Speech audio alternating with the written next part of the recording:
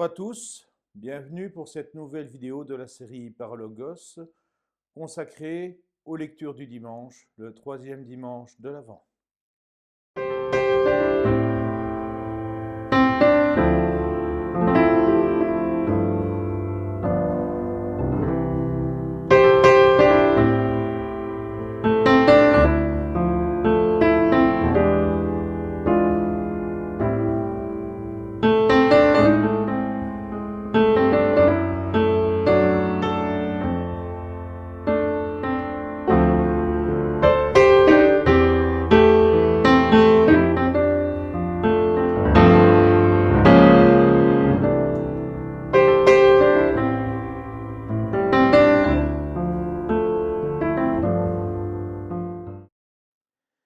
Le Seigneur m'a consacré par l'onction.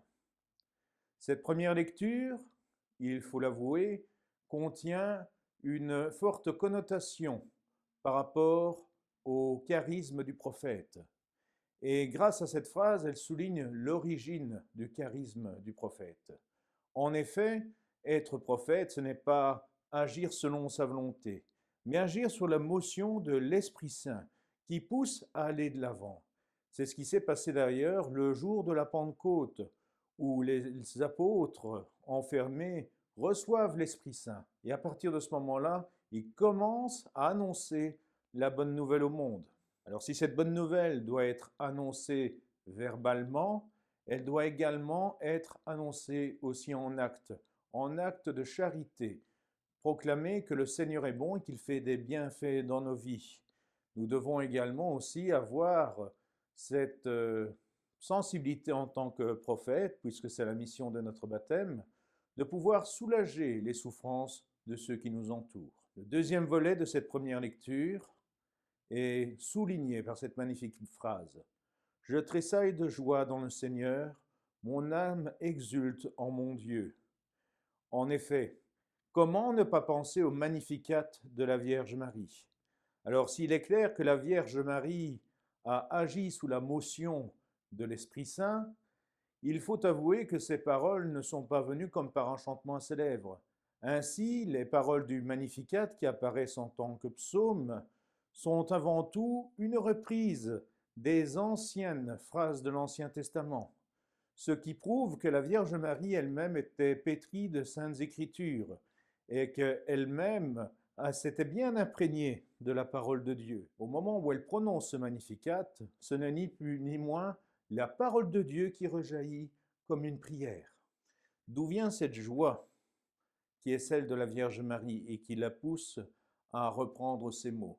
Ce n'est ni plus ni moins la deuxième partie de ce texte de cette première lecture.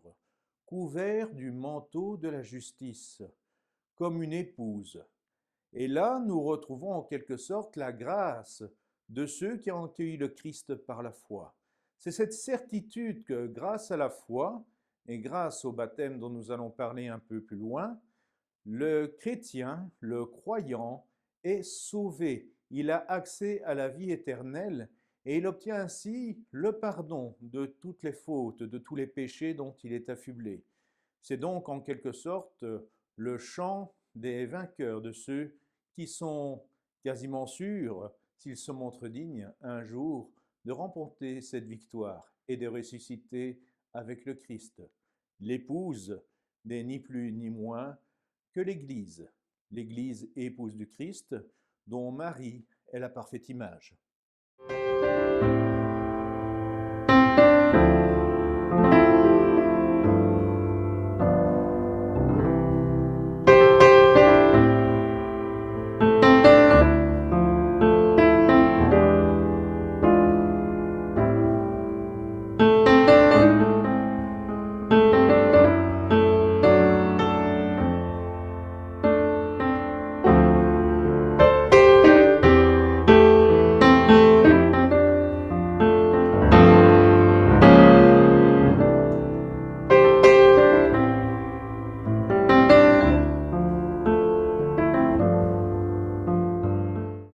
N'éteignez pas l'esprit. Telle est la recommandation de cette deuxième lecture. Et elle nous révèle en quelque sorte cette autre dimension de la mission du prophète. Bien sûr, les prophéties sont à accueillir, mais avec discernement. En effet, il faut toujours discerner dans notre vie la valeur de nos sentiments intérieurs, la valeur de ce qui se passe autour de nous, pour voir si c'est bon, pour voir si ça vient de l'esprit. Et pour maintenir ce discernement, bien sûr, nous devons avoir référence à une lumière, qui est celle de la prière. Priez sans cesse, rendez grâce en toutes circonstances, car cette présence du Seigneur en nous nous aide à demeurer dans la grâce de l'Esprit Saint et ainsi à avoir un œil toujours limpide pour discerner dans notre vie tout ce qui vient de Dieu. Ce n'est qu'en gardant cette vigilance de la prière, ce contact avec Dieu, avec le Christ, sous la mouvance de l'Esprit Saint. Grâce à ce contact, notre âme, notre corps pourra être gardé sain, c'est-à-dire que le discernement que nous allons opérer va nous aider à ne pas tomber dans l'erreur ou dans le péché au quotidien, et ainsi nous tenir prêts pour cette venue du Seigneur que nous attendons et que nous préparons au cours de ce temps de l'Avent.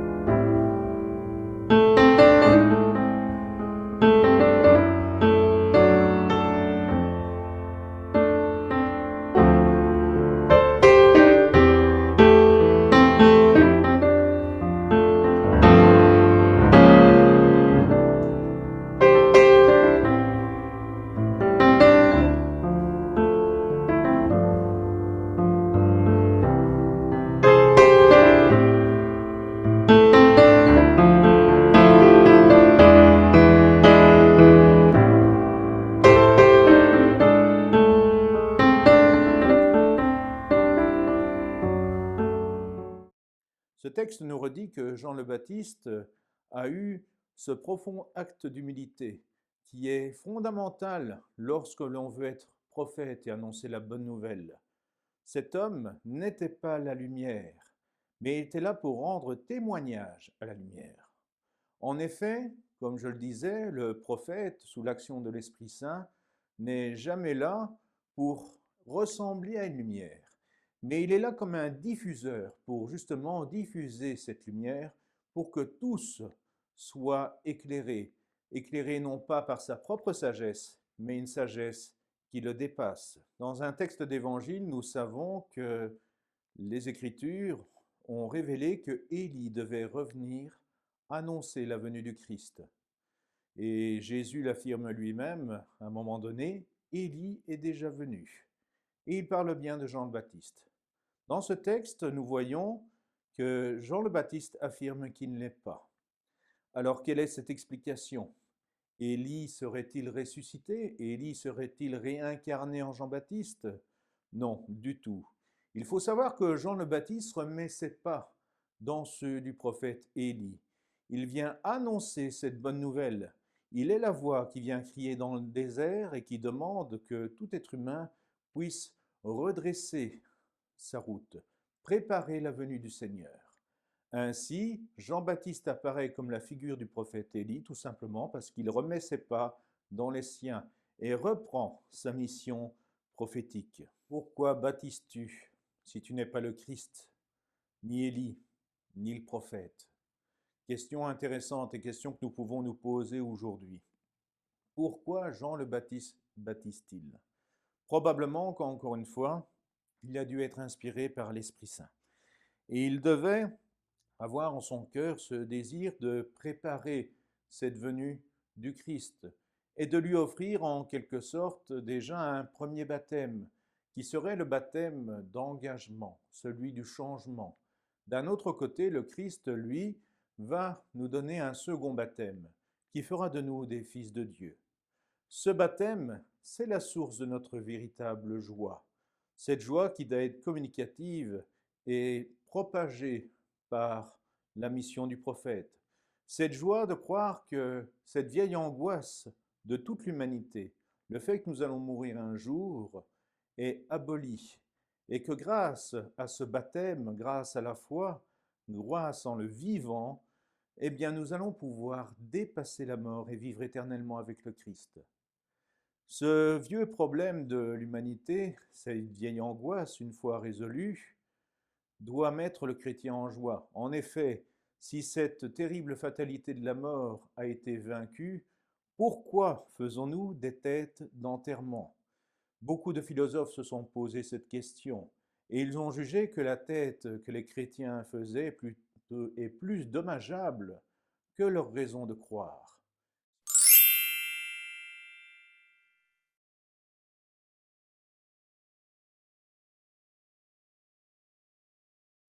La recommandation que je peux vous donner, c'est d'avoir des têtes de ressuscité, vraiment de porter cette joie.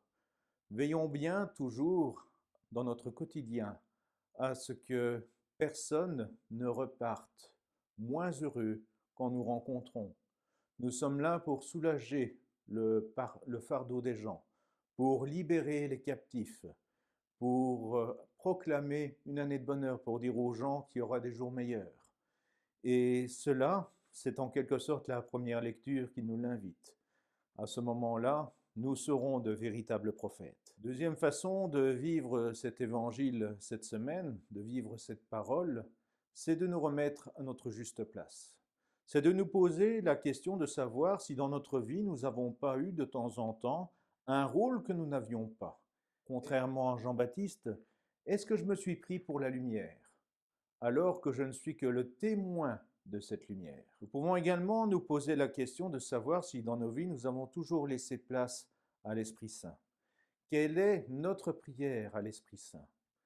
Est-ce que nous avons toujours fait preuve de discernement? Est-ce que nous avons toujours accueilli les sentiments de notre cœur pour les examiner, savoir si c'était réellement venu du Seigneur? Souvenons-nous que le Seigneur nous dit lui-même qu'aucun arbre ne porte de mauvais fruits. Un bon arbre porte de bons fruits. Le plus grand critère de discernement de l'action de l'Esprit Saint dans nos vies, c'est de voir si finalement nous portons du fruit et si ce fruit demeure. Si c'est le cas, nous avons écouté l'Esprit Saint. Sinon, faisons silence et apprenons à le réécouter. Nous pouvons également aussi nous demander si nous n'avons pas eu peur de témoigner de notre foi. Est-ce que nous sommes fiers d'être chrétiens? Est-ce que nous sommes heureux de pouvoir dire aux gens la bonne nouvelle de Jésus-Christ à temps et à contre-temps? N'oublions pas que Jean le Baptiste et de nombreux témoins ont risqué leur vie. Certains ont donné leur vie. N'oublions pas que le martyr n'est pas celui qui meurt en disant sa foi. Le martyr, c'est celui tout simplement qui a eu le courage de témoigner. Et dans les martyrs que l'Église choisit, dans les martyrs qu'elle met à l'honneur, eh bien certains ont été au témoignage jusqu'au point à verser leur sang et à donner leur vie.